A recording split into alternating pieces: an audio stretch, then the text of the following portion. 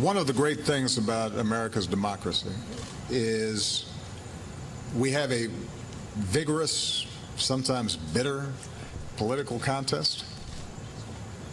And when it's done, historically, regardless of party, the person who loses the election congratulates the winner, reaffirms our democracy, and we move forward. That's how democracy survives, because we recognize that there's something more important than any individual campaign, and that is making sure that the integrity and trust in our institutions sustains itself, because democracy by definition works by consent, not by force. I have never seen in my lifetime or in modern political history any presidential candidate trying to discredit the elections and the election process before votes have even taken place. It's unprecedented. It happens to be based on no facts. Every expert, regardless of political party, regardless of ideology, conservative or liberal, who has ever examined these issues in a serious way will tell you that instances of significant voter fraud are not to be found, that, keep in mind, elections are run by state and local officials, which means that there are places like Florida, for example, where you've got a Republican governor who's a Republican appointees are going to be running and monitoring a whole bunch of these election sites. The notion that somehow if Mr. Trump loses Florida, it's because of those people that you have to watch out for, that is both irresponsible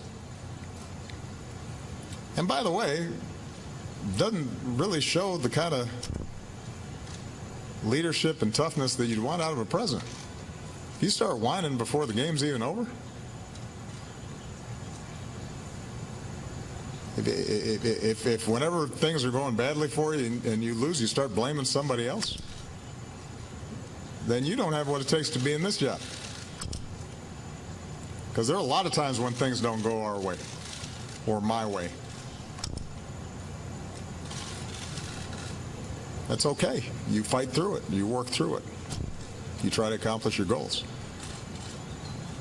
But the larger point that I want to emphasize here is that there is no serious person out there who would suggest somehow that you could even rig America's elections, in part because they're so decentralized and the numbers of votes involved. There's no evidence that that has happened in the past or that there are instances in which that will happen this time.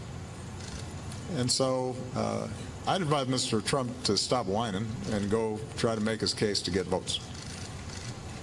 And if he got the most votes, then it would be my expectation of Hillary Clinton to offer a gracious concession speech and pledge to work with him in order to make sure that the American people benefit from an effective government. And it would be my job to welcome Mr. Trump, regardless of what he said about me or my differences with him on my opinions, and escort him over to the Capitol, in which there would be a peaceful transfer of power. That's what Americans do. That's why America's already great. One way of weakening America and making it less great is if you start betraying those basic American traditions that have been bipartisan and have helped to hold together this democracy now for well over 2 centuries.